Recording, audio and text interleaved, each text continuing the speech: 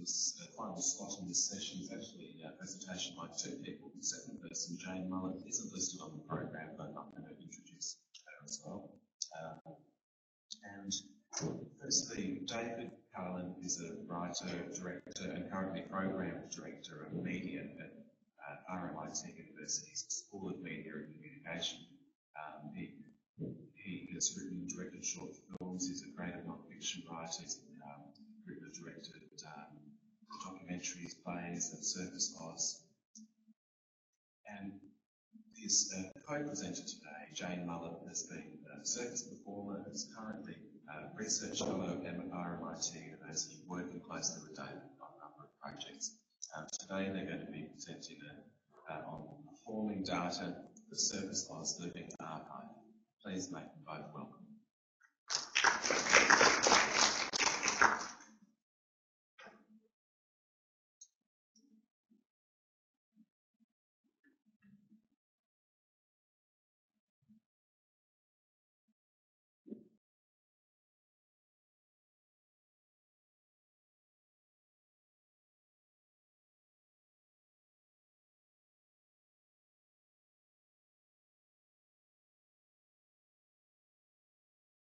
Very much, Paul, and thanks for coming, everybody. RMIT, that's what we're from, and you can imagine that template overlaid over all the remaining slides.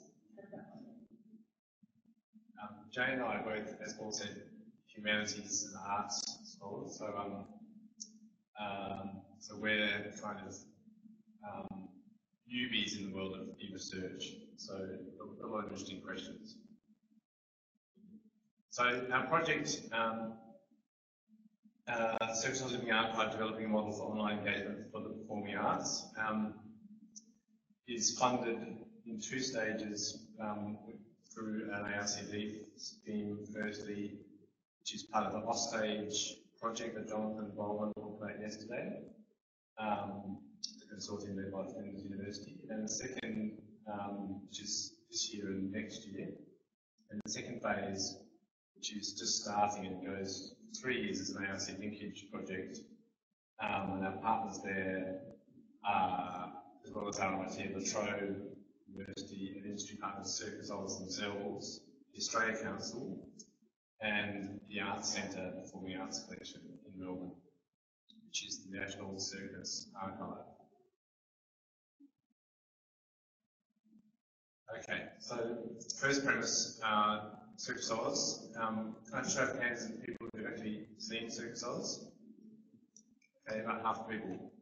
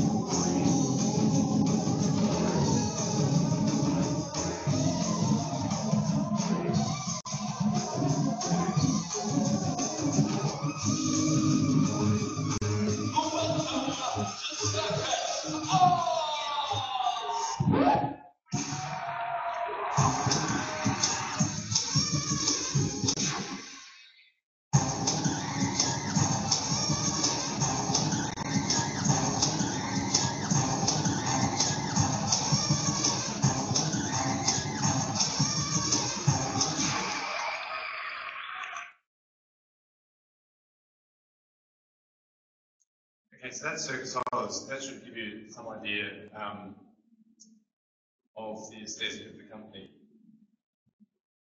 So Circus Oz has been around since 1978. It's still going strong. It's a new circus, no animals, and it has a kind of rough, democratic, iconoclastic aesthetic. It's kind of distinctively Australian, and has a very kind of live sort of participatory engagement with the audience, sort of in the spontaneous interactions. So that's a picture taken from the Circus website, where they use Google Maps to map all the places they've been in the world touring since 1978. So they've got a community of over 700 people who've worked for the company, and as well as that, they've got a huge network of international circus peers and people who are obsessed with circus. And then they have 10,000 mates on their database, some of whom may or may not be actively findable. But this is a resource and kind of community that surrounds them. Okay, the second premise they've been recording ever since they started in the 70s. They've recorded their performances on video, over 500 hours and growing, on a whole range of different material. And there it is, this is the common situation with lots of performing arts companies. This is where their performance documentation is. It's in the back room, going moldy. Okay, so the third premise we've got is the potential of web video and social media. Or as some people I think would have talked about earlier this morning, the two-way viewing, sharing, co-creating, and the building of various kinds of engagement that can create.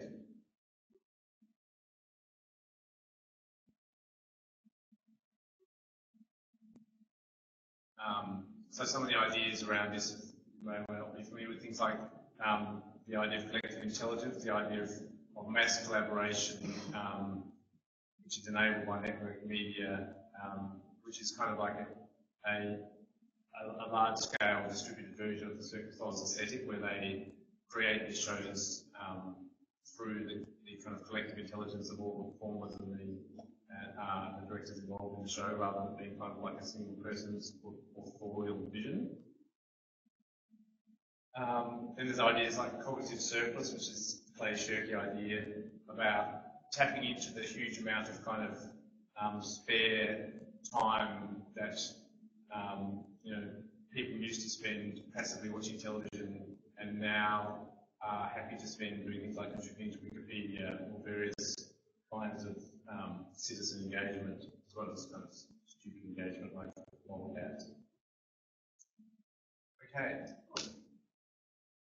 Okay, I'd just like to say, having been a circus performer, I'm in the continuation of a long history of circus performers who then become captured by the circus in a range of ways, from owning circuses to becoming passionate about preserving circuses, writing books about circuses. So it's a long line.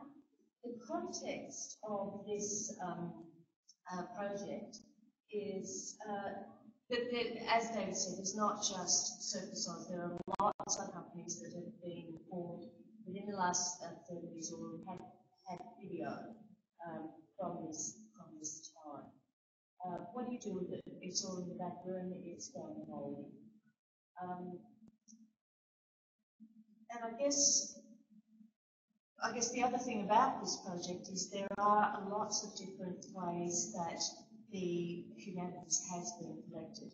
So what we've got up here is the front page from Ozstage, our partner, our lead partner. They have collected quite a lot of records from Circus Oz, and our project will increase the number of Circus Oz images and pieces of data. This, in fact, is one of their actual items with the pieces of data about the circus. Circus Oz is also collected in the National Library to a small extent. There's not very much in the way of holdings there. This is the collections from one of our other partners, the Performing Arts Museum. You see there, Circus Oz comes up, they've got photographs, posters, etc. But again, only bits and pieces. And I guess the live performing arts in particular have in the past only been able to be collected in small forms through ephemera, through costumes, through programs, through bits and pieces in newspapers, but not huge amounts of information, maybe small descriptions of a show. This is moving a collection of live performance into a completely different realm. Circopedia is a collection, an online collection backed by the Big Apple Circus, which is a New York circus, similar in age to Circus Oz, and I've put it up here because it's sort of like the antithesis. There's two sides of circus. Circus can present as your dinky, nostalgic, back carnival, back little caravans. It has a kitsch feel, an old-fashioned feel, but that's actually a construction. And that's the construction that this group has come for. You can see here, this is their spot on Circus Oz, but it's an old, they're trying to pull together lots and lots of bits of video, of acts, a lot from Big Apple Circus, but it's in that sort of format. The Circus Oz site, this is a snap of the Circus Oz, their own website, and interestingly enough, circuses have all got websites and were very early adopters. One thing about the circus is that it's an early adopter of technology, right back to the 1800s, where circus just took to the railways. When the railways spread across America and across Australia, the circus was like, oh, we can use these, we can get onto them, we can move out here. So, and then, in the 70s, 80s, circus in Australia, at least from my understanding, took to the internet. Because they're mobile, they use the internet as a way of communicating with each other, communicating to their public. They also use video as a way of preserving their information about their performances.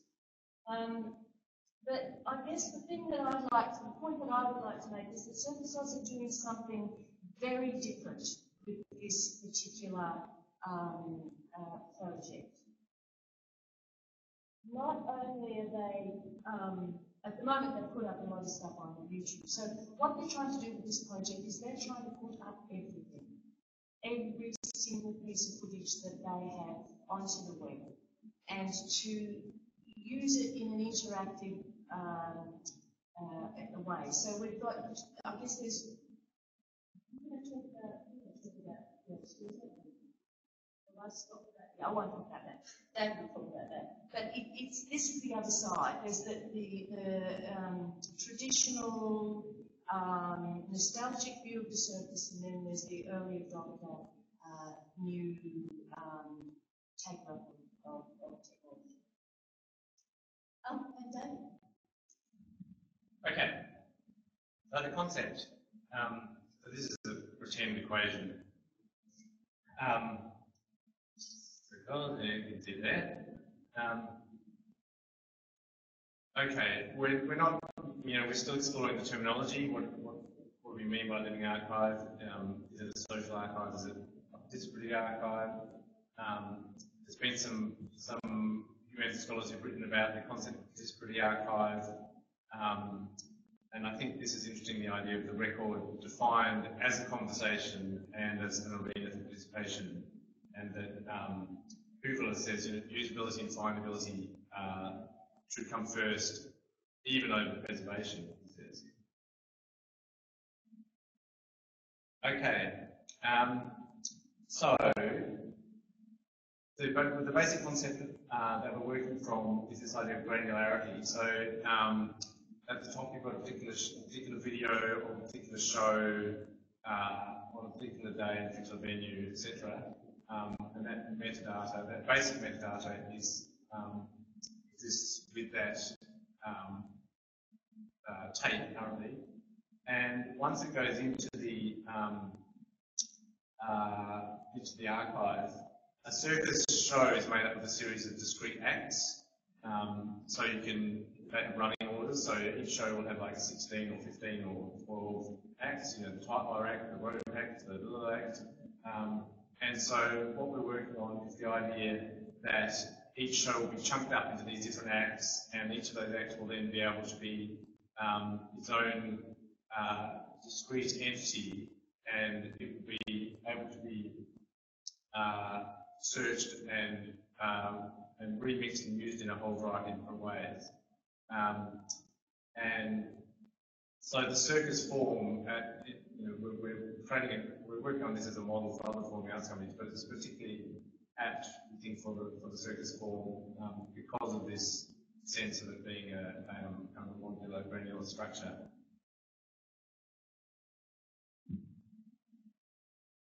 So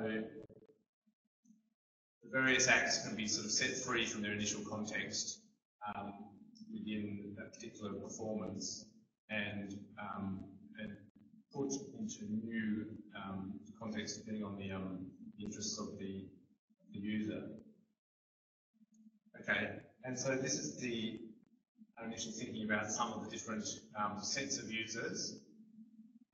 So we have circusos themselves who use and want to use the archive as a performance development tool. So they'll actually use it in rehearsals so they can refer to previous performances, they can discuss and draw upon, you know, someone's working on the juggling act, you look at previous versions of the juggling act and you can try it with this bit of music. And so they're looking at it from a repertoire development point of view. Then at the top we've got circus peers, people who might want to get into circus or people who have their own companies somewhere around the world, who are interested in the art form from the point of view of doing it themselves, scholars and students, fans, and the general public.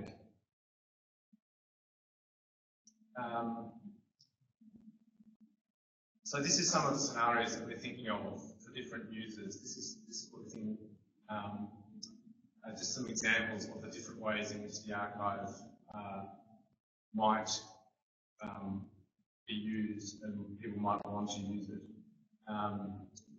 So there's scholars.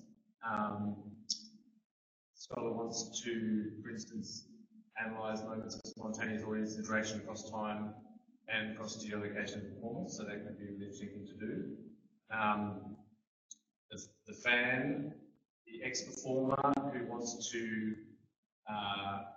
share memories that correspond to certain videos, certain moments.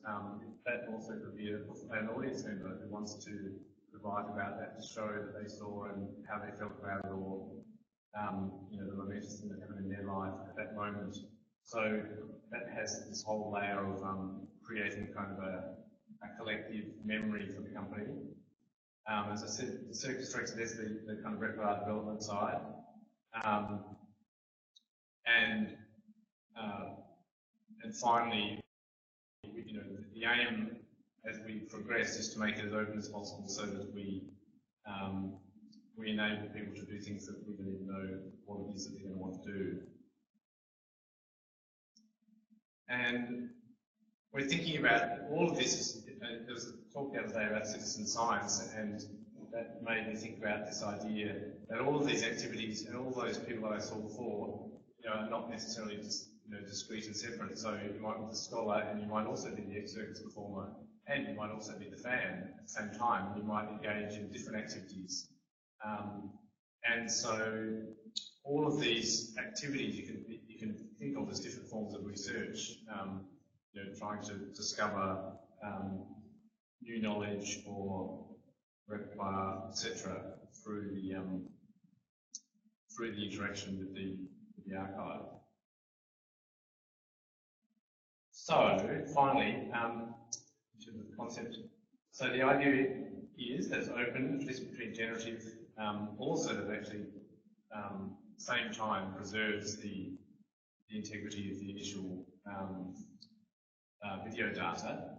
It's sustainable. This is a really important point, because the whole idea of the model is that it's something which an arts organisation can maintain. This is something, you know, which they're going to be adding to next week. They're going to be doing a performance somewhere and filming it, and we want to work out protocols so that the circuses themselves can maintain and build this database once it's established, rather than needing, you know, technical expertise from outside, or, you know, expensive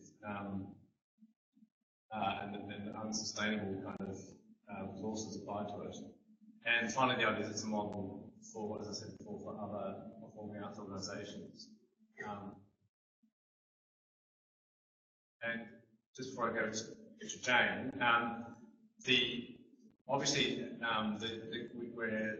we're inspired by what, like, Ingrid and Sevchan are doing in the collection sector. They're very advanced in this area in the collection sector, but in the performing arts, it's actually very kind of backward. So that's why the Australian Council in particular are very interested in this project, because the performing arts companies are really grappling with how to deal with and how to think about these issues. Okay, we have a very small amount of time, so I'll be very quick through this. Once we've digitised the videos, there's a range of iterations, and I think this is one of the great things about this project. The development of the design of the web interface will be iterative with the bands, with people who are directly connected with the Circus. Eventually, the uptake of archives will be iterative with Circus on. So there'll be a series of feedback groups that keep the thing alive and exciting. We will build with the community. There are obviously 700 people or more in the videos. We need to work directly with them, honour their work, and hopefully engage them in telling their stories and coming on board as part of the users and also the content creators. Radical openness. That this project is radically open. I don't know of any other project that's like this in the performing arts where a company's just gone, yep, put it all up. It's pretty sure up. The workflow we're still working on. It's for us as new people to this area. Every day there's a new question. It's fascinating, and we're hoping that by the end of one of the things that the Australian Council wants is a how-to book, or how not to. Don't do this. So I'm quite excited by that. It's actually a useful tool for other companies. Exactly. 40 terabytes, 30 terabytes. These are big numbers to me. I know for some of you they're small, but for us they're quite large numbers. The interdisciplinary team covers a whole range of people, and it's very exciting actually sitting around trying to think through and see the assumptions in other areas in other disciplines.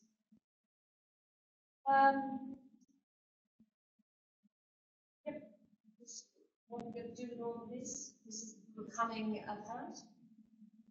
And I think finally, one of the things about this is the footage will be remixed, so you will be able to make new shows. Ideally, you will be able to create your best Circus Oz show, create your worst Circus Oz show, bring in other, this show reminded me of. So it will be a very live thing. And one of the questions that I have is, there's been a whole lot of work done on the circus and what is the meaning of circus in a circus book.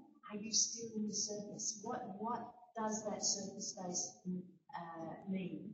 And I guess one of the things that I'm interested in is really anarchic excitement of the circus be able to be translated into the online environment. Thank you. Oh, one more. There you go. And another one. There you go. We have a poem. Would you like to talk about that? Yes, finally. we have a blog which is like a process blog, and so if you want to find out more about the project, follow the blog, and we're putting up there basically everything we stumble upon as we stumble upon it, and so the idea is that we're trying to be as open as possible with a bit like the guy, the historian, and telling about his process, that it's potentially useful for others if we all don't have to kind of reinvent the wheel and do things, and we're conscious that there's lots of people that have already tried all of these paths, and we're trying to grab as much as we can from them, and then there might also be things that we do that others have not yet done. So that's kind of part of the philosophy, which kind of thinks in the whole openness of the thing. Thank you very much.